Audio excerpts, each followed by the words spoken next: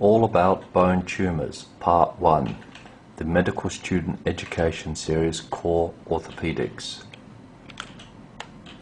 Bone tumours can be very serious, requiring amputation of arms or legs. Here you see a high-grade osteosarcoma that required an amputation. It's serious stuff. Overview. You need to be able to recognise a bone tumour, but you will be unlikely to be called to treat one in your career. It's said that an orthopaedic surgeon sees one malignant bone tumour per career, but you will certainly see bony metastases, and examiners are very keen on asking questions about bone tumours.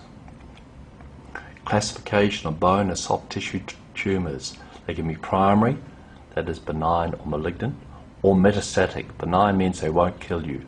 They can arise from any tissue of the bone, from osteoid to osteosarcoma, from cartilage, chondrosarcoma, be of unknown origin, such as a giant cell tumour or Ewing's, or from fat, lipoma. We'll be illustrating some of these in Part 1 and Part 2 of this talk. It is important to distinguish bone tumours from infection, especially in children. You can do this simply by taking a culture. Benign versus malignant. You can tell from the X-ray. Benign has a homogeneous matrix, regular tumour border, no destruction. There may be a fracture. Malignant is nasty looking. It's lytic, has irregular tumour borders, areas of bone destruction, cortical destruction, soft tissue extension, and maybe a fracture, pathological fracture. Presentation and workup. A bone tumour may present as a fracture. On exam, there may be a mass, it could be painless, or a fracture. Pain may occur following a relatively minor injury. X-rays are very useful.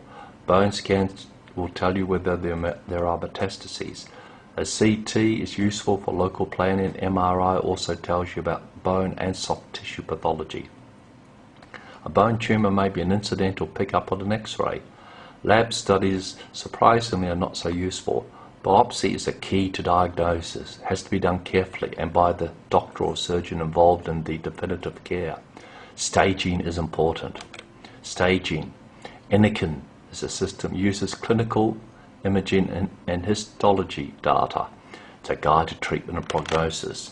It looks at the grade of the tumour, the histology, the site, and whether metastases are present. Treatment. For a benign tumour, treat the fracture if it's present, and then you later excise and bone graft the benign tumour mass. Malignant, you've got to get rid of that malignant mass with surgery, radiotherapy where it's surgically inaccessible, or chemotherapy for metastases. Limb salvage, there's strict criteria for it. Big surgery, we're looking for a local control and a useful limb. However, consider this. An amputee here, ski amputee, he's able to ski. Paralympians are able to ski with amputations.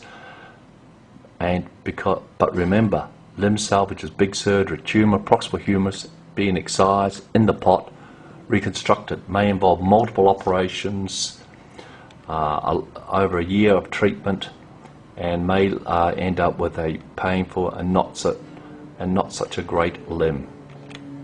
Prophylactic fixation. We do this before a fracture occurs. We're usually talking about metastases here.